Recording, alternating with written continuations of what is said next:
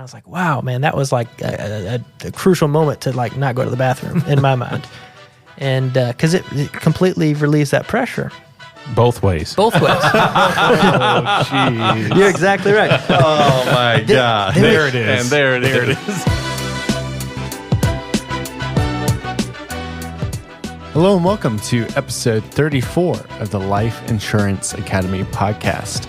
I'm your host, Austin Lopes-Rivero, and I'm here with Chris Ball, Zach McElwain, and Roger Short. The LIA podcast takes you into the conversations of top producing life insurance agents so that you can level up your business. For episode notes and resources, visit liapodcast.org and follow us on Facebook, Twitter, and Instagram at Life Insure Acad. Also, make sure you subscribe to our text notifications for episode releases and agent resources. All you have to do is send the letters LIA to the number 82149. That's 82149 and a message with the letters LIA. Well, thanks for joining us. Today we're closing our closing checklist series. See what I did there? Now, we've gotten a lot of great feedback on the series. A lot of people have been requesting this series. We've talked about it a lot. I can't tell you how many times before the series we said, and I think we'll talk about that later on the podcast, and we're finally here. And today we're closing the closing series. What are we talking about today, Zach? Well, it's really that next step in the process, because we can determine that pricing strategy, and then what? So this is where it can vary from agent to agent. I know a lot of us in here probably do it slightly different at this point, but it's also one of the most crucial parts of the entire presentation. As we know, everything builds on itself, but you can make it or break it right here, and we'll definitely get into that. But as far as which prices are we going to show? How do we determine what amount we're going to write down? How do we write them down? Once we write them down, how do we present them, or how do we display them to the client? And then how do we get them to move forward in the presentation and actually finish up the sell to where we actually got an application and a family's got a policy in place? So there's a lot of nuances and tiny things that happen in this very short period of time that a lot of new agents can be very nervous about and can honestly do a great job throughout the entire thing. And they can love you and they say, "That's great. Can you leave us a card?" Oh, jeez. That's like the friend zone, man. You've entered the friend zone. Zach, so as we get here to this part where we're presenting pricing, you talked about this magic moment at the end where we can make it or break it. Why is there so much pressure sometimes put on that closing statement that I'm assuming you do want to at least apply for this benefit if we can find something that's affordable for you? Why does there seem to be pressure on that statement sometimes when with other agents there's no pressure on that statement? So some can cruise right through and that's just one other little yes, like Chris said. And others, it's like they are walking on stage with 20,000 people and it's going to be their first time speaking and they can't even remember if they had a drink of water right before they speak. Well, what's the difference? The difference is the fear of the unknown and not sure what the outcome is going to be.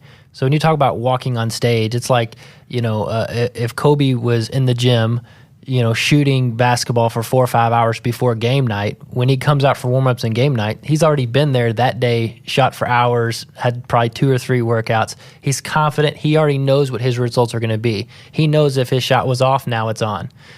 And versus you literally walking off the bus and going on the court and you got the jitters and the butterflies, right? And there's 1 second in the game, and you got to make a 3-pointer or you got to make the free throw to win. And to clarify, we're talking about Kobe Bryant. Is that correct, Zach? This isn't Kobe B. Yeah. Shout out Bart.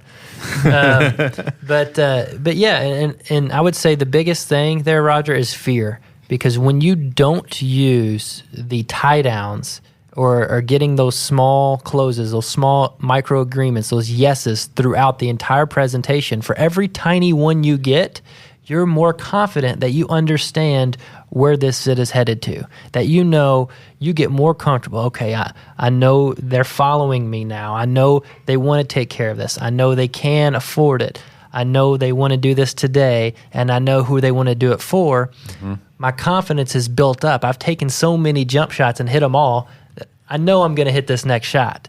That at the end, it's a smooth transition. Like, there's no way in the world they're going to say no at this point. Now, on the other side of that, if you're not using the tie downs, or you're never asking for those micro agreements, and you never really check in or check the temperature of your client, you're moving through the presentation. Most likely, you're the only one speaking the whole time. You're not very engaging. You're just presenting, quote unquote, selling. And then you get to the end, and you're like, do you want to buy insurance? And you're praying that they're going to say, well, yeah, of course. But without doing that, you never have an opportunity to address any objections they've had throughout. So now you get hit with all the objections. Or you potentially could, because some of them are laydowns. You get to the end on some of these, and some clients are going to go, yeah, we want to apply. That's why you're here. And some people listening to this call right now survive off laydowns. Yes, they do. But they're trying to make it to that next level. And the important thing about the tie downs is if there's any type of objection at all throughout, you're going to handle it right at that moment. Because if a client, in their mind, if they have an objection waiting to ask, and you don't give them an opportunity to address it and cover it to make sure they understand so we can move to the next step, they're not going to pay attention to anything after that because they've already decided that there's a hang up and they need this concern taken care of before they can move on. But they just missed all the other material you covered because they had a concern at the beginning. And I would say that, veteran advisors, people who step into that next level, that next echelon of production, capability, personal confidence, success, profitability, is someone who not only gives an opportunity for clients to ask those questions throughout, where you're asking for the micro agreement. I'm assuming that this is important to you both. Is that right? Yes. Right. If you never even stop to do something as simple as that, it is difficult when you get to the end. You're standing on the edge of a 50-foot cliff, and you didn't even see how far it was until you walked out there, and now you're supposed to jump. You can lose your breath. However, a great advisor is someone who not only allows the client to ask a question about potential objections. A great advisor already understands what most of the potential objections are going to be, and they raise those issues themselves and address it with the client, and then ask for agreement to move forward with a making a positive statement followed by an affirmative response question. And then that allows you to move past that potential objection.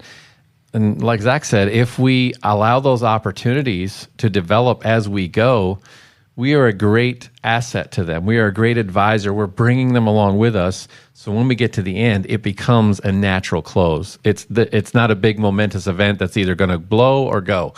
It's primarily going to move forward because you've done the work before you got there. You're not going to be surprised with anything, and that's the magic about it, because it could be a small, just a tiny objection, like, well, this is important to take care of for your family, right? Well, he's got something through work, and then you're able to address that here and there. But Correct. You're in control of those objections and the times that you're able to address them throughout. Before you get to the price. Before you get to any of that, where if they hold on to that and then you get down to the end and not do any of those things, then that's where now you're like a tennis player batting objections left and right. And that's not always fun, especially when it's John McEnroe or Nadal on the other side.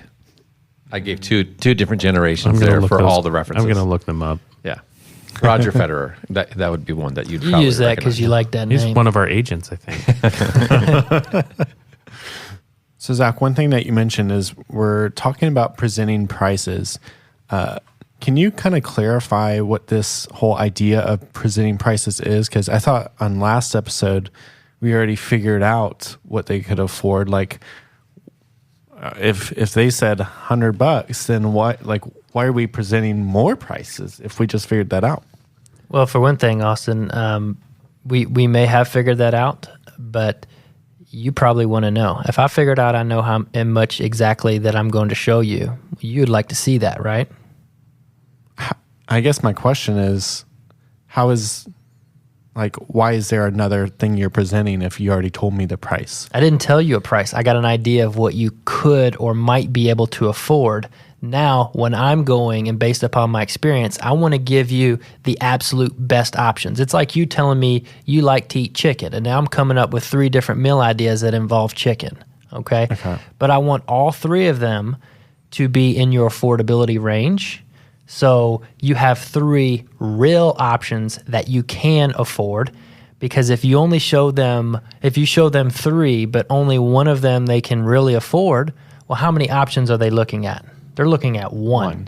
Okay. Well, it's not even an option at that point. Well, because that's not enough. Now they have one shot. I get this one or I don't get this one. Right. It's a yes or no. Opportunity. If you show them 7 different things, how in the world are they expected to make a decision on that? Okay. You see what I'm saying? That's a lot. Okay. And the choice option becomes too much for the human brain to even process. Now they think they need what? To think about Yeah, it. now they think they some need to time. think about it because there was too many. We don't make any decisions today. We like to sleep on it. Okay. And the option part of it, there's definitely a science to it. I mean, and we talk about this when you're setting appointments even, like we don't want to give people a yes or a no. We want to give them an option where they feel like they're a part of the process and they're making a choice.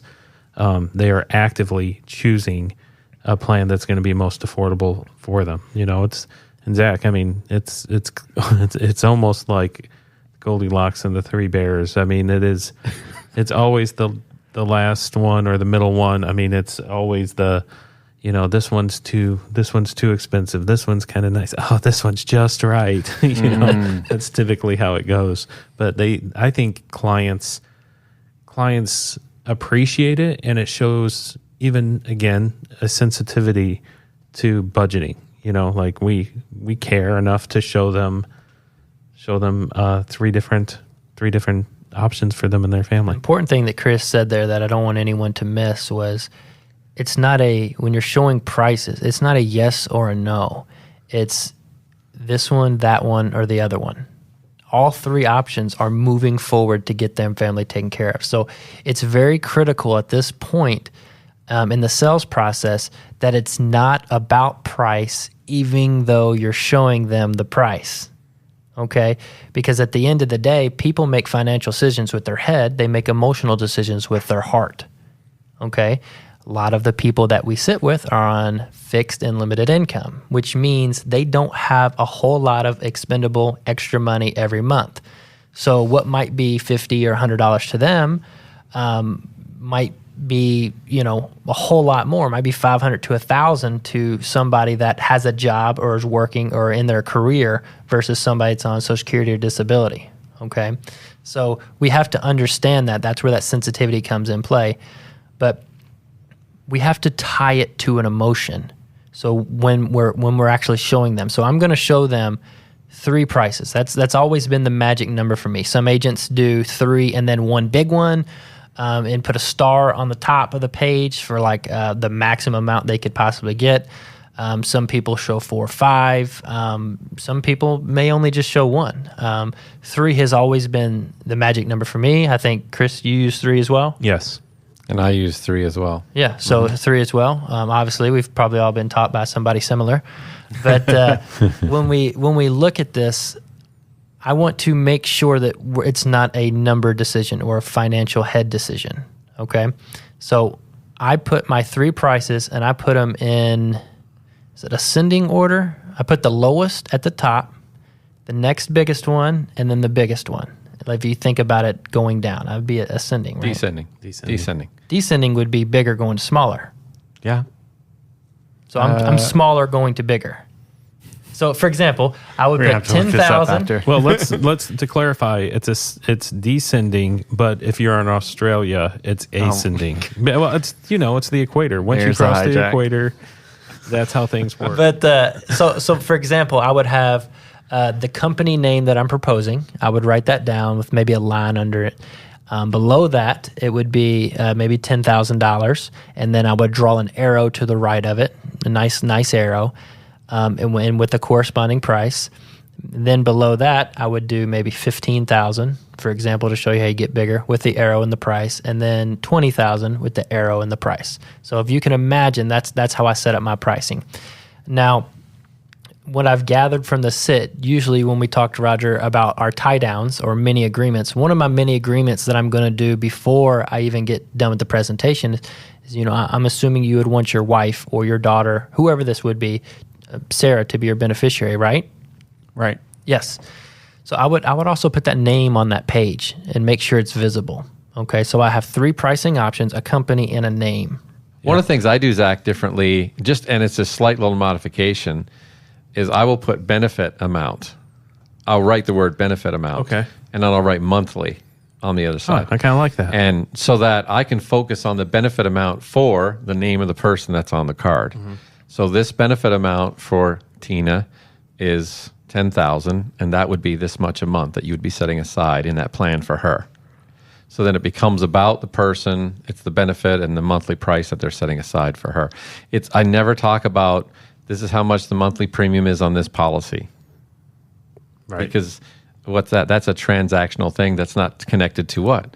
That's not connected to their heart, their emotional, the emotional decision that they're making. So yeah, when you can relate it. So, Zach, I love what you said about putting the name of the client on the pad of paper, or the beneficiary, not just the client, but the beneficiary. It makes a big difference because then you can tie the benefit directly to the person, and this price is associated with protecting that person with this amount. So it's powerful. You talked about this writing process, and I know this may seem like just kind of a petty question, but what are you writing it down on? Are you writing it on an Etch-a-Sketch? And then you shake it and show the next erasable number. whiteboard. So I typically ask the client if they have any leftover napkins. Okay. I usually have a printed lead card, whether that be if it's digital, I still would get a lead card printed out. Okay. A shout out to our marketing department. It's awesome. And then if it's a direct mail lead, I have a lead card as well.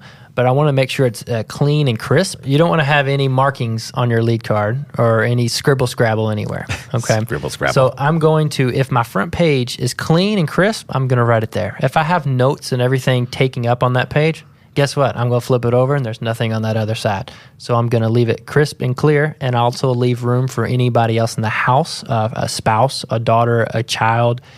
So I don't want to write so big that it literally takes the entire page, and I don't want to write it sloppy, and I don't want to have it curving because that's really important, man. Yeah, man. That's important. Or too tiny to see. Yeah, well, that's what I've seen. I've seen agents write so small. I mean, in final expense, you're working with seniors. It has to be seen, or so sloppy it looked like they used their feet.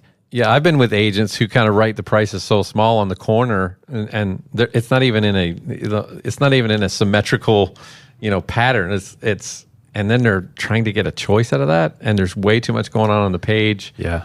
What do you use, Chris? Do you use the same thing? I use a fresh, clean sheet of paper, like yellow striped paper. Fresh, clean, smells fresh. Yellow stripes? Yellow stripes. Did you just say yellow striped What do you call paper? that? It's the yellow notepad. Yellow writing pad? A legal pad. A legal pad. But yellow paper. Yes, yeah, that's what I use. Lined yellow paper. And I fold it in half, and if it's a couple, I draw a line right down the middle, and then I put their options on both sides.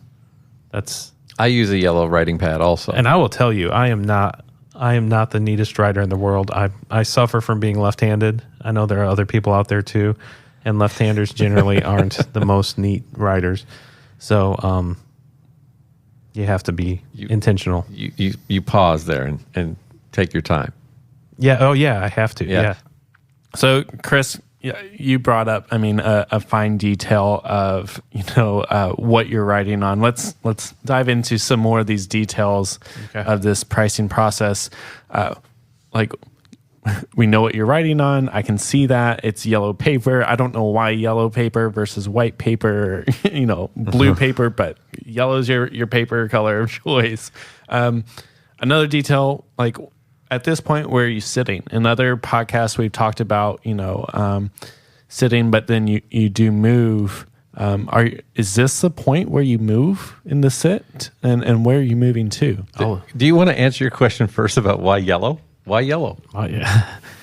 Because they sell them at Staples. I'm not sure. It happens to be the color paper in his Padfolio at the time. That might be true. But I don't know. I think you taught me that, and I've stuck to it, and it's worked. So I've always gone with yellow paper, Austin, because it's usually different than anything else in their house. Like people get mail, right? And it's white. There's papers around, they're white. And so I want to have something that I can put in their hands, and we're going to talk about that in a second, this transition, but I want something that's distinct and is easily identifiable and hard to miss. And so it stands out. You know, Zach uses a lead card. He's as effective. So is it a moot point? I don't know. Maybe it is. It's just something that I've done. So there's my personal experience. I don't want it to stand out for too long because then they might want to think about it for 3 or 4 days with that beautiful yellow paper sitting on the nightstand. All right, so Zach, we know what you're writing down. I'd like to kind of break each of those sections down, and if you all differ in those sections, let me know. So, Zach, you mentioned at the top you're drawing this chart where you're comparing the prices, and then we talked through that already. Do all of you have this T chart? Is that, I assume it's a T chart with 3 rows, right? Like for our listeners that can't see. No, it's the company's name. I usually underline it, and then below that, I'll have 10,000 with an arrow out to the right of it, and then the value amount, and then 15,000. And I'm just giving you a number for example. Yeah. It all depends on either the affordability or the benefit, and then the 20,000 with the arrow. So there's no T's or lines or going through it. It's just I'll show you so you know what I'm talking about. And Roger and Chris, are you all doing the same arrows kind of layout? Yeah, pretty much. I mean, in final expense, and if you're doing at this point, you might have used the affordability strategy, but now you're picking 3 benefit amounts and tying a monthly premium to it. And so I like how Zach said he puts the name of the company on there because that gives him a talking point. Mm-hmm. And I also like how he said he puts the name of the beneficiary on there because now you can tie the benefit amount directly to the beneficiary, and this is the monthly premium for her plan, right? So for the plan for her or for him, whatever. So it's pretty straightforward and simple. If you're doing for both husband and wife, you've got you might have one on one side of the page, one on another. So you're drawing a line down through, and he's on one side, she's on the other. Mortgage protection. Obviously, we're not going to be doing 10, 15, and 20. It might be 100, 150, and 200,000, for instance, based on what you need to cover for that home protection plan, that mortgage protection plan. So, but yes, very similar with slight little modifications. Okay. Yeah, I would agree. Mine's very similar. I do it's fun doing this because you learn some stuff. Like, I like writing the name down. I haven't done that before. I probably will going forward. I talk about it a lot, when I'm presenting the prices to the client, but I've never written that down. I think that's the name of the beneficiary or the carrier? The name of the beneficiary. Okay. Yeah, I think that's, as the kids say, I think that's dope. Are they still saying that? Are they? I'm not sure. I don't think so. Cool. Sweet. Zach, can you maybe dive into, the beneficiary and, why you put a star and their name on that sheet? Yeah, it's to make sure when we are talking about pricing that it's not about numbers, that it's about who the benefit is for, and who we're going to take care of. Okay, and so you're writing down the carrier name, and you have the line, and you have prices and the arrows and the person's name. Are you doing this in a way that they can see you writing this down, or what does that look like? Yeah, normally I do this with watercolors. I usually just kidding. Lemon juice with the line. Never done that one, but I'd be curious about that one. I saw it on a movie. Sidewalk Chalk. National Treasure. Sidewalk Chalk. Yeah, Come outside. Chris uses the really thick crowns. I do. But no, that's a great question because while I'm writing this, this is a moment where I don't want a lot of weird, awkward silence. So what I like to do now is as I'm writing these down and pulling up my phone and getting all the rate quotes and determining these 3 prices, I'm just going to have some small talk, some chit chat, go back to core, and most of my questions are going to be geared towards family. Maybe family reunion questions, or when are they going to see him again, or holidays coming up, or birthdays, or just regular calming questions. Because as we talked about getting into the pricing and talking about affordability, it can make people kind of nervous along with the everyone's agent. anxious in the room. Yeah. Exactly. So I kind of want to bring that down, let them know once again, I'm a human. So as I'm doing that, I'm in my mind, I'm going through and I'm talking about these family events, to time human, tell them a little bit about me and my family. A good thing to do is to ask open-ended questions that create a discussion, so they're doing most of the talking while you're calculating. You don't want to be asking yes/no questions at this point, because you're going to have to come up with about 30 of them before you get your pricing done. So good open-ended questions about an event or something that they told you earlier or why that was important. I mean, those are good things to discuss. Here's a tip that I just now thought of, because it's happened to me. Don't oversell. Like once you got that micro agreement or that closing statement, I'm not going to continue to sell the idea. Oh boy, this is a really good plan. Oh my goodness. Oh yeah, this is going to be the best one for you. So the whole life has 5 important guarantees that I just mentioned to you a couple. Yeah. So you definitely don't want to oversell there. So I just keep it light, open-ended questions, like Roger said, and then I'm able to create my masterpiece of a sales on my lead card before I'm able to present it to them. Okay, and then what happens next? You got the prices. You run them on your quote tool app. And I don't know. Austin, I will say this: like, I'm not trying to hide the prices from them, but I'm also not doing it so they can see me as I'm writing. Like, I'm not sitting beside them. I turn my back. I'm not sitting beside them doing the calculation. I'm just doing the calculation, small talk. They may see it, they may not see it. I don't make it a big deal. I'm not focusing on this until I'm ready to present them, and then they usually don't focus on it either. They may be seeing me write down some numbers, and they're thinking, but that's okay. I mean, that's no big deal. You still need to do your thing and get ready to do your calculations so you can present. And just to clarify for somebody who's listening and trying to figure out, how do you do those? Like, do we carry these abacuses around with us? And, it's, or do we have a thingamajigger, calculator machine?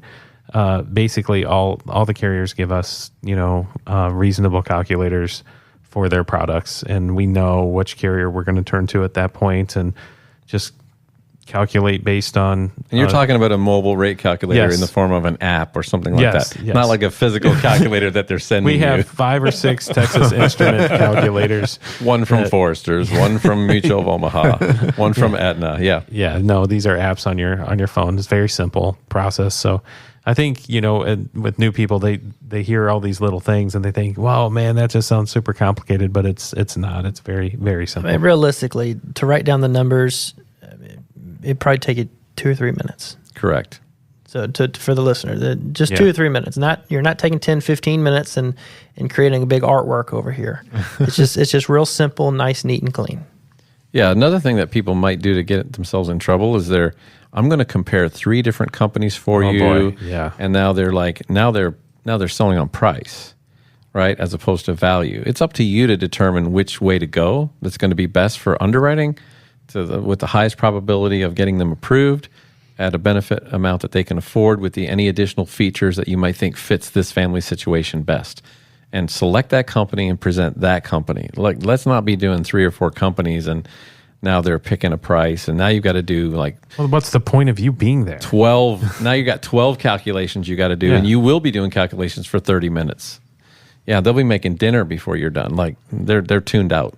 So you've spent the few minutes on the quoting tools. You've got the prices written down. You have this sheet. Then what? Well, this step here is important for me because I make a mind shift change here. I want to make sure that I'm an assistant buyer, that I'm moving on their side of the table, sometimes physically, but mentally, really, and because we want to make this decision together. Even my language at this point is we. We need to make sure we're taking care of your family. So I like to, if I'm in a living room setting and we have them sitting on the couch and I've pulled a chair up from the kitchen and I'm sitting kind of at a 45-degree angle from them. Whenever I'm presenting prices, I want to physically get up and I will actually go to whoever the decision maker is that I've determined, and I will kneel down if they're on a couch to where I'm kind of at their level, and that is where I want to present my prices. If I'm at a kitchen table, I never want to, if I can help it. I don't ever want to sit directly across from them. I always want to sit on the side. That way, I'm presenting more with my right arm, and I'm always close enough to reach out and touch them if I wanted to. Not that I'm going to reach out and touch them, but that's the kind of distance I want. It helps to establish that relationship. At that point, I will even stand up and go over there and kneel next to them, or I will scoot my chair around more to their side. Yeah. It's more of a it just helps solidify the connection and that I care and that we are going to make this decision together rather than something super transactional across the desk. Here's the price, here's the numbers. Yeah, you're talking with them as opposed to talking to them. And it's a figurative mind shift. It's exactly, you're becoming the assistant buyer with them, not a salesperson selling to them. So if you can just stop for a moment and hear those words, like what would that look like if someone was helping you do something? Would they be sitting beside you? Now, I know in this time of social distancing and everything, like we have to take those things into consideration. So in some situations, you may be across from the table, right? You may be across from them at a table. What do you do in that situation? You try to make that moment a little bit more personal, however you can do that, and still, make sure you're keeping them safe and you and all this, all the good, important things that you need to do, but still make it a conversation with them, that you're helping them as opposed to selling to them. So you've moved your location, you've changed your mindset. Now what? Well, here's the part where it's really important for me. So as I described what I written down on my lead card is I start with the company name. Okay, so I have the company name on top. The only reason I have that on there is because I want to let them know that this is the best company for them, because we've discussed that at the beginning of the presentation anyways. And it speaks to the credibility, my confidence, and their trust in me to put them with the right plan. Since we have pretty much every carrier you can get, they trust that the one I will present to them is the absolute best for them, and it is. That's why I'm in this business. But so I want to talk about the company and build some credibility for the company, which ultimately builds credibility with me. And makes them feel comfortable. Nobody wants a plan from a company they've never heard of before, or Chris Ball Insurance Co. But they want to feel good. So I want to let them know like that someone I would buy from. It's actually really big in Japan. Yeah. Huge. Yeah. So at this point, we're going to talk about how long the company's been in business. If it is a fraternal organization that might have member benefits that come along with it, we're going to talk about all of those. We're going to walk through what the rating is of the company, and just some of the features and some of maybe the community services and some of the financial stability of the company as well. The next thing we're going to do is, finally, Austin, we're going to actually present the prices that are written down on the sheet. Okay? Now, it's important to not just say, all right, Mr. Austin, we got $10,000 for $50, $15,000 for $70, and $20,000 for $100. Which one's best? Sounds like an auction. Right. But exactly. Yeah. But you're making a decision on the price and the number. So that also goes back to why I have that name or that beneficiary or their family members on that same sheet. Because now that I've presented the company and built value there, I'm going to present the price. Now this $10,000 benefit, okay, what's it going to do? Well, this is going to be able to take care of all your funeral expenses or burial costs if you passed away today. And who's it going to be for? These are the questions I'm answering. In order so your daughter, Sarah, will not have to worry about assuming this burden and finding some way to pay for this if you were to pass away soon. Okay? Now, that's only $50 a month. So you kind of have this like formula that you follow. You're exactly right. Everything I do is crazy intentional, and it's been thought through because I've messed up so many times. I figured out what works perfect for me, and hopefully it can work for some other people. But literally, it's this amount of benefit to cover this need for this For, yeah. person. That's the formula. Just to keep it simple, that is the formula. It is always relational, and it cannot be about the money. It's not about the money. It's about the people.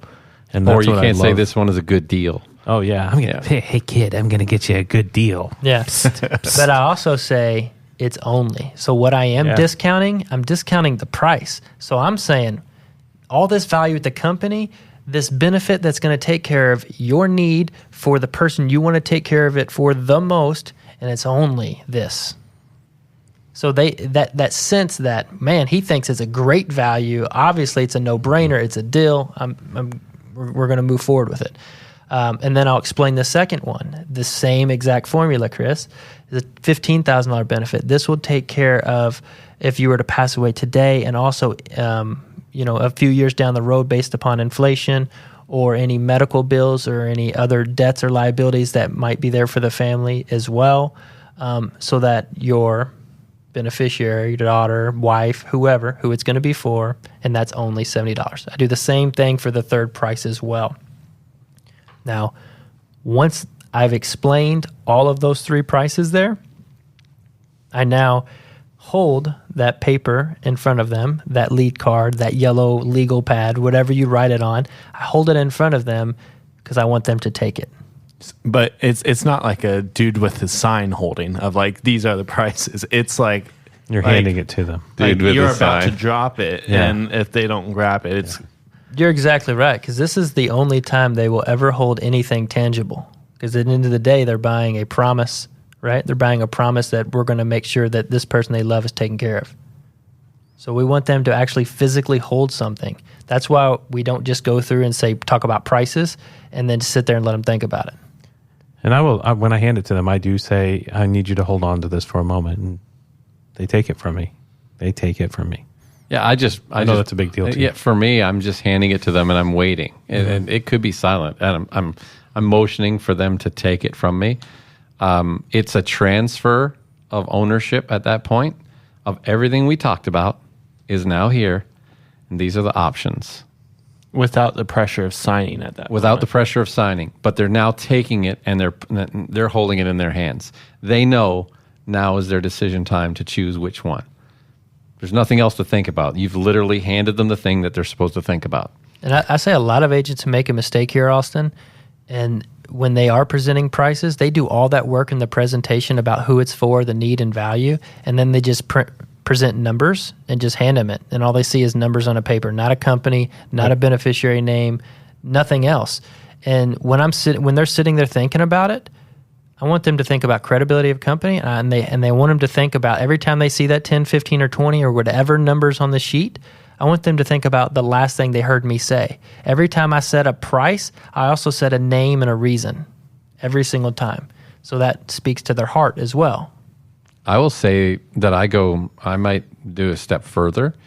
If I'm pretty confident that this client is going to be approved with this plan benefit or this carrier, I will actually take the brochure and the folder of the carrier, and I actually may take out the brochure and show them who the company is and point out a couple of the features and benefits of the company before I even get to the pricing.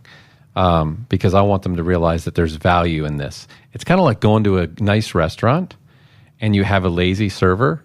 When I say lazy, I don't mean one that shows up twice for your whole meal. I mean one that is not putting the extra effort in to develop a relationship with you to earn the best tip, right? Mm-hmm. A lazy server will come up and forget to tell you about the specials. Oh yeah, and I forgot, the special tonight is snapper with potatoes and broccoli, right? A good server will say, oh, let me tell you about the special tonight. We have a delicious snapper. It is so fresh, and this is how it's cooked, and this is how the potatoes are done, and it's served with a grilled broccoli with garlic. I mean, I had some earlier. It is fantastic. You will not be disappointed.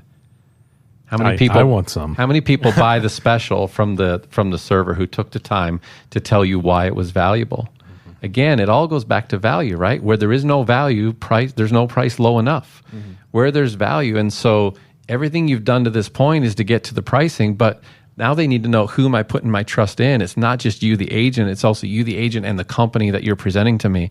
So give me some value about the company. Tell me why. and then I'll feel really good about the pricing. The value goes up if I believe if you transfer that value to me, right? That price seems smaller in my mind for what I'm getting, and so it's important to do that. And then, so once you hand it to the client, like, are you making the estimate which one is good for you? Like, You is it stare at them. silent? You Is just it- stare at them. That's it. Definitely stare. You get really close and you stare. I like to take my glasses off Do slowly. you play dramatic music? Like, what does that look like? No, this is Closing time. this is a big one of my favorite parts. Actually, there's so much nonverbal stuff going on here. Like for me, I'm going to pull out the application and start filling it out. So you're handing it to them. Yep. They grab it. Yeah. And then you're going back to your Bag. bag of stuff and Pull you out the application, and then they haven't even said anything. Right, and I'll start asking them questions about the application. But so I'll get their personal information, and before I get into the health questions, I will jump into the beneficiaries, because again, the same thing. Reason why Zach does all these pieces, I wanted to get back to the heart of the matter, and it's that person that's going to receive the benefit. But while we're doing that, there's I feel like there's so much revealed here. If I've handed them that paper and they're looking at it, you can tell if they're staring at it, they're trying to figure out how it fits in their budget and how it's going to work. If they set it aside, then I probably need to do a little more work. I might have missed something. I might have missed one of the 5 reasons, or at least mentally I'm prepared for that. Or I might just hand it back to them and say, hey, I need you to review these just for a minute as I ask you these questions. But that, to me, all these, like your assumption of filling out the application, just it communicates confidence again, and that you know what you're doing. You've done this 1,000 times before, and they can trust you with this, and they're going to keep going with you in most cases. Chris, so just to be clear, when you hand them the sheet, you don't even ask them which one they want or No. how much at all. No. At what point do you do that? Like, or do you write 3 different applications and fill them all out? No, I fill out the application, they answer the health questions, and then I ask them, all right, Mrs. Smith, which one of those benefits work best to take care of Sally So you when do something ask them. happens? I do, after I fill out the application, after the application is filled out. So you'll revisit the health questions and confirm everything, because I'm assuming you did health questions prior, right? Correct. And Yes. then so you're filling out the applications, you're filling in their responses, but you're getting all the peripheral information Right. about their home address, beneficiary names, any birth dates that might need to be in there, social security numbers, Correct. things like that. And so when all that's done, before signatures, you say which one. Yes. Is that where you ask? Yep, Okay, absolutely.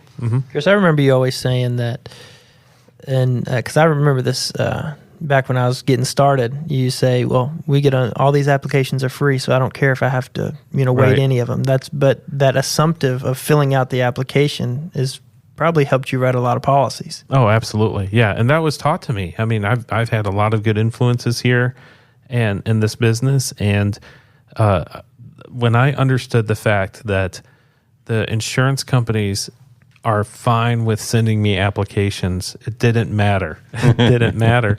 And I wrote a whole bunch more applications when I filled them out than when I didn't. I mean, and it sounds like It's such amazing. a logical, Fill it's such out a logical thing. applications and more people will sign them. Yeah, yeah, and I think it's so simple. It's the closing body language, and I think it comes down to a trust issue. I really do, because if a client doesn't see you moving forward, they think it's okay not to move forward. That's the best guess I have in that. And they're thinking, well, evidently it's not that important. Or I guess this is where it's over. I guess this is where we stop. Well, I've been with new agents. We've gone through training, or they're doing ride-alongs, or they've shadowed, then they've done some classroom, and so you're doing a ride-along with an agent. They're doing the presentation. They'll get to the end.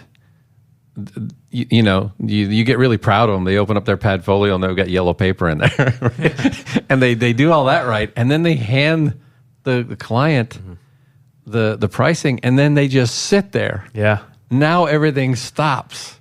Time stops. And in our language, we say now they're flat-footed. Yeah. Now everything is waiting for the client to say what? What are their two options at this point? Well, thank you so much. We'll get back to you. We like to think things over. Yeah, so their option is yes or no. Right at that point. But if you keep moving forward, the client gets the understanding very quickly that their option is not yes or no. Their option is which one. Right. And there's a huge difference. Well, it's about relinquishing It's a huge control. difference. I mean, you're completely relinquishing control, and like to yours, Chris, mine varies slightly different at the end there. Because once I show them the paper and go through that with them, I'm going to ask them initially right there, which one of those benefits is going to be the most comfortable for us to put in place in order to take care of this. So let me, and I know that, and I think you and Roger have very similar processes. Mine might be slightly different than that. I'm literally pulling the application out. I'm starting to fill in. I'm giving them a minute to process what they just saw. Like, I'm not handing it to them saying, which one? Right. You got to give them a second. But during that moment, I'm not stopping. I am moving to the application. Because I've reviewed the health questions with them. So the application's open. I'm just going back to the front now to start filling it in. Correct. Or if I'm doing an e-app, obviously, I'm transitioning to the computer and I'm starting to enter information. And while I'm entering that information and I feel that there's been enough time, or they look up, I've seen them look at each other, now they're pausing. At that point, I'm asking that question. So which one of those looks best for your application for this benefit for Mary, or for this benefit for your daughter, or each other? That half a second for me is so valuable for me. And the reason why it became valuable is because I'm a processor by nature. That's, by the way, the name of my rap album, Processor by Nature. Feel like similar to something. Yeah.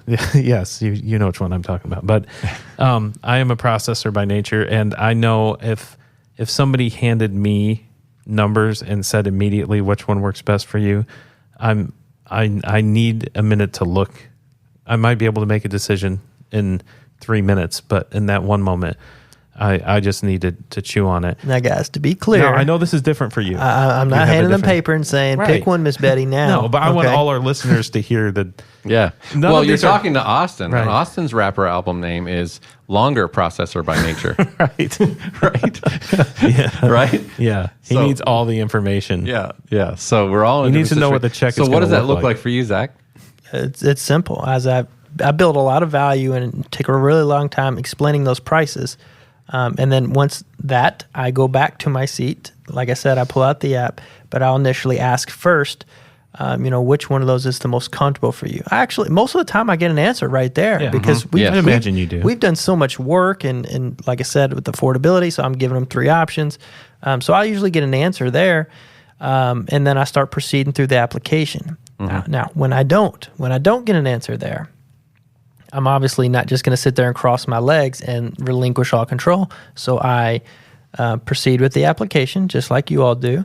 I start moving through it, and I'll ask them. And so I'm assuming we want Sarah to be the primary beneficiary, or do we have somebody else or make her the contingent? Now you're looking for another micro agreement. Exactly. So this is in that pause. So once again, have you imagine the client sitting there looking at that, and they didn't know which one they were going to pick first. I remind them again who it's for by asking them the beneficiary question while I'm waiting. Okay. And then they're going to answer that with a name, not I'm going to think about it or a yes or no. I mean, they're going to give me a name. I think I'm going to put, my husband on there. Okay, great. What's his birthday? Most likely he's there. But, so I'm going to get that information there. If I still don't get an answer, I'm going to continue moving through the application. I don't go through the whole entire application like you do, Chris, but I will get through the whole proposed insured information, the beneficiary information, and start going through that. And then if I notice that they're struggling and they can't really make that decision because reality check, guys, a lot of our clients that we see aren't the best at making these decisions for their family. That's why they don't have any coverage in place right now to begin with. So I will actually move back over to them, and I'll sit down and talk to her or the client or whoever it is, and I'll say, Miss Betty, I know this is important to us to make sure we put this in place for your family. If I were you and I was going to take care of this for Sarah, I think that the 15,000, the middle option, is going to be the absolute best for us because it's going to be still in our affordable budget. It'll make sure everything's taken care of if something happened today, and it will also leave extra money that will give Sarah some options so she won't have to worry about anything. And then if something changes later, then we can maybe add a little bit more coverage at a later time. And I tell you this for a fact, every time I've ever done that, they pick that option too. They agree with me. But I'm telling them It takes out loud. pressure off of them. It does. Because I'm helping them. They feel like, oh my God, I don't know what to do. Well, I put myself in their shoes and I pick that. Now, even if I truly believe that Miss Betty needed the 20,000, I will never suggest the third or highest price because I don't want them for a second to assume I'm trying to upsell or trying to get them to have a bigger benefit. Because if there was any type of issue or hesitancy, they can latch onto that and back out super fast. So I don't even go near that. I mean, the reason they're pausing is because the pricing is an issue. That's why they haven't given you an answer. So why would you suggest the top one, right? It doesn't. I mean, you'd be killing yourself. In some to do cases, that. I think there's a tension of desire and understanding. Sometimes we painted the need so well that they feel like they're kind of losing, or they're giving up their ego in a way by choosing a lower price. Well, they need so much, but what they can afford is different. Yeah. Mm-hmm. And you got to reassure them that any of those options is the right option, and it's going to be a good decision. They just need to hear you say that. Yeah. Exactly. But being able to step up as an agent and an assistant buyer and really doing what's right by the family and going to help them make that decision, that last bit, it is a world of difference. And then you can literally see the tension in the room melt away or any anxiety, and the client completely changes. They become crazy happy. We talk again. Sometimes they cry. You can see the decision being made and then how they felt about the decision. You actually see their physical transformation happen in front of you once they do it. Once they cross over the decision threshold, then they're like, I'm glad I got it done. Whew, we made it.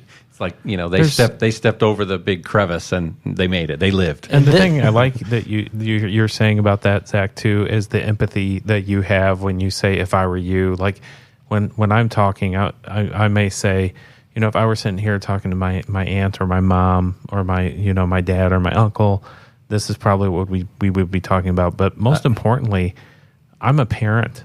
I'm a parent too. And I understand, or I'm a husband too. Mm-hmm. And I understand, like, all you can do is the best you can with what you got. That's all we're talking about here is making sure your family's taken care of. You're such a human at that point. Yeah. And that's the thing. like if you know their budget, you know their life, you know their family, you know what they've done for the last 65 years. And if you can put yourself in their shoes, sometimes I'll say, if I was your son and I was helping you make this decision, or if I were you and we wanted to make this decision for your daughter.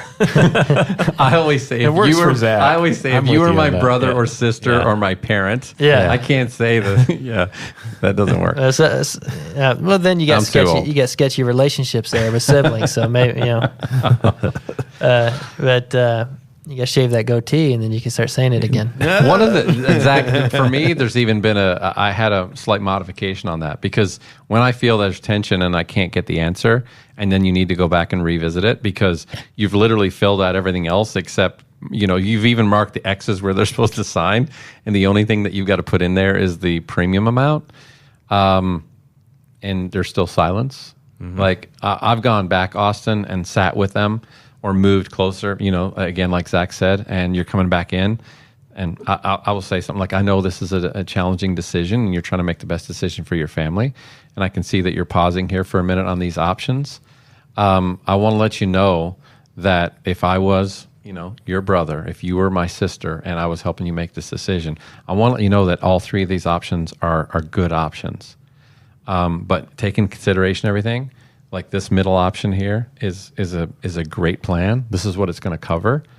And I also want to say that this third option is also a very good plan because we can put this in place and get comfortable with it. And if you feel like this is good for you and we want to revisit it next year when we do a policy review with you, we can always add some more coverage at that time. And if your health is the same, it's going to be, yes, a little bit more, but we can add on to that coverage, add on to that plan benefit and get you the coverage you need. So don't, like, this option or this option are still great decisions.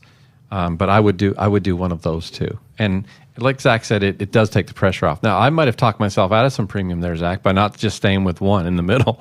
But I wanted to let them know, essentially, to humanize it, that these other two options are still great options for them to choose from. And the one thing I want to say about that silence, I don't want agents to hijack themselves by short-circuiting that. Like, that silence is good silence. It's they're doing their work. They're doing their part in this by processing and trying to figure out where it fits in their budget. Now, like, if you're, it's hard to say. I mean, I don't know if you guys have a little timer in your head or anything, but I got a funny story about that. I'm pretty patient, man. I like, wanna hear it. I'm pretty patient about that silence, and I'll let it sit for a while before I address it, because if I'm patient enough, they're probably going to come up with a number or ask a question. But that's my take. I know you guys, I don't know if you have a buzzer in your head that sounds. So I was out riding with a new agent one time, and it wasn't a new agent. It was more of a touch-up ride along, to get them going again. And we were out in the sit, sitting in a normal final expense home. Everything's going good. And then all of a sudden, we get down to this exact moment, and this agent goes, "Miss Jones, do you mind if I use your restroom real quick?" And I was like, "Really? He's going to go to the restroom at this moment? Right now. This is like the moment, right?" And he goes to the restroom, and then he comes back, and he goes, "So which one of those is more comfortable for you?" And starts going through it. And I'm not saying anything in this set. I'm letting, I'm not trying to be a distraction. I'm not trying to take over or anything, just a fly on the wall, essentially. So the client maybe thinks, I don't want, that I'm a new guy or something. And I was like, wow, man, that was like a crucial moment to, like, not go to the bathroom in my mind. And because it completely relieves that pressure. Both ways. Both ways. Oh, jeez. You're exactly right. Oh, my God. There it is. And there it is. We go, our next door knock, we get in another sit immediately. We get down to that same moment. Did the same thing again. "Miss Jones," let's say Miss Jones again. "Miss Jones, do you mind if I use your restroom?" I was like, "You got to be kidding." This is his closing strategy. It's called the bathroom close. Right. And so That's a whole different So- nose close. so after that, Yes, it is. right. So after that, we got the I want to think about it, or I'm unsure, this or that. And I asked him in the car, I was like, what was that about? And he's like, "Oh, it just works. It just works because, it allows them time to think about it on their own. That way they don't have to think about it all night with me not being there. They have a moment with me not being there to think about it." And I was like, or a moment for them to convince each other why they shouldn't and talk the other one out of it. When you're right? not there. And then we ended up getting an I want to think about it. And if it didn't happen right away. But later that evening, we got into another sit, and we get down to the moment. And he asked if he could go to the bathroom again. And I was like, this is crazy. You took over, didn't you? So he goes to the bathroom. I go in, and I slide next to him, talk about the price who's going to Not be the for. bathroom. No, I don't go to the You bathroom. said you go in. I'm in the living room. And I go through that. When he comes out of the bathroom, I'm sitting there filling out 2 applications. Like, I'm not going We're to going to let this happen again. We're not. Yeah, we're like.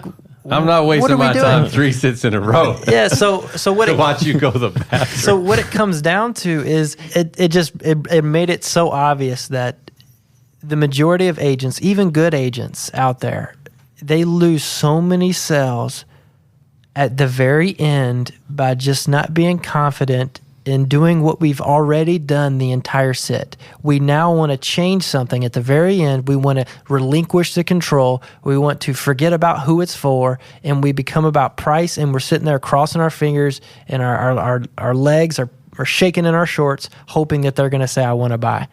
And this is the moment to step up, be an advisor, be confident in your abilities, take care of this family that already needs it, that's filled out a card, requested information. You went through the need. You got all the 5 real reasons. You've already figured out what they can't afford. They've agreed with all your tie downs. They're at the finish line, bent over, holding their knees, taking an extra breath, and we just need a little bit of encouragement and help them get across the finish line. We are right there, and so many agents literally looking for the porta potty. They just drop it right at this moment, and it's so crucial. Like if you don't know how, you don't have your own way, and if it's not working, just try one of ours in this podcast. I promise you, just without the bathroom one. Don't do that one. Yeah, don't do that one. But try it and see if it doesn't give you a little bit more confidence to help you get through that next sit and close one more sale. Well, you've made it. You've gotten the app. You've filled it out. Is that it? Do you say, all right, well, I got your paperwork. I'll see you later? Or like, is that the close of the close? I believe, yes. I believe that is the close of the close. But now we have to button up the sit, if you know what I mean. So I feel like the sales presentation is over now. Now we're just leaving them with whatever marketing materials or folders or contact information, and making sure they fully understand that and buttoning that up, finishing up the application and the phone interview process if there's one. And then there's a phase called the cool down. I do think the cool down is extremely important. It has made a huge difference in my business. And before, I was like everybody else. Well, actually, talking about the folder and writing down your phone number is the cool down. Well, to me, it's not. And I challenge you to not make that your cool down, because a cool down to me is talking about anything and everything other than insurance or anything related to insurance. So whatever we talked about in the trust building or the core process, if we talked about NASCAR, fishing, what they're doing this upcoming weekend, any vacations, I want to revisit those conversations again. It rebuilds that trust. It lets them know I'm a genuine person, I'm a human, and I care about them. And I like to fish too. I like to do these things. I like to watch sports on TV.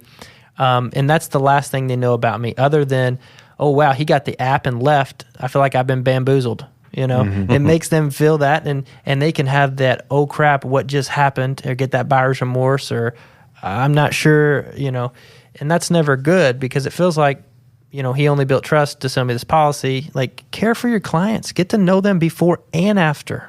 Like, that cool down core is so important. It's so important. I don't know if you guys do this, but the one thing I will say about cool down, one of the last things I say before I leave, I do ask them, how do you feel, Roger, how do you feel that you have this benefit in place now for Rose if something were to happen to you? How does that make you feel? Yeah, I do the same thing. Yeah. I mean, it gets them talking about the value, why they did it, and it gets them to affirm that. Yeah, yeah. Of course, I'm also in that point, I'm like, now, if you need anything at all, I'm the person to call, right? You're going to get more of these in the mail. You're going to see more requests come across Facebook. You're going to see more of these cards. If you ever think, hey, I should probably check out some more life insurance, right? You have an agent, and their agent's name is Roger Short. And I'm going to put my picture on my business card on your refrigerator with the magnet, if it'll take a magnet, and here's one for your wallet, and here's one for the folder, and here's a couple extra for your neighbors. Like, I'm going to make sure that they've got my contact info. I'm going to make them feel good about why. I'm going to ask them, they validate it, and then I'm going to let them know how to reach me. Yeah. And tell them, in a few days, you're going to get a policy. When you do, please give me a call, and we can chat and just confirm that we got everything finalized for you, okay? And if I don't hear from you, I'll be calling you. That's kind of how we wrap it up there. Awesome. So I know we covered a lot of ground in this podcast, and there are a lot of technical pieces to this, but they're all important pieces, and if you can move through them confidently, great. But I'm guessing this is probably going to be a podcast that you listen to a couple of times, maybe 2 or 3 times while you're driving around. But most importantly, just try it. Just try a couple of these pieces, and maybe it's not all at once, but maybe it's you're going to start working through the application. Maybe you're going to start talking about the carrier more. You're figuring out a process of handing prices. But start implementing, and I promise you will start making more money. Well, that's a wrap for today's episode. If you would like to see this process written out step by step, or you want to look at what Zach's pricing written down looks like, you can check that out on the show notes page, liapodcast.org/EP34, liapodcast.org/EP34. As always, thanks so much for listening to the Life Insurance Academy podcast. If you enjoyed this podcast, make sure to subscribe wherever you're listening, rate us 5 stars, and follow us on Facebook, Twitter, and Instagram at Life Insure Acad. The Life Insurance Academy podcast is hosted, edited, and mixed by me, Austin Lopes-Rivero. This episode was produced by Chris Ball and myself. Our theme song is by Flashing Lights. We'll catch you on another episode. Until then, stay safe and go be a difference maker.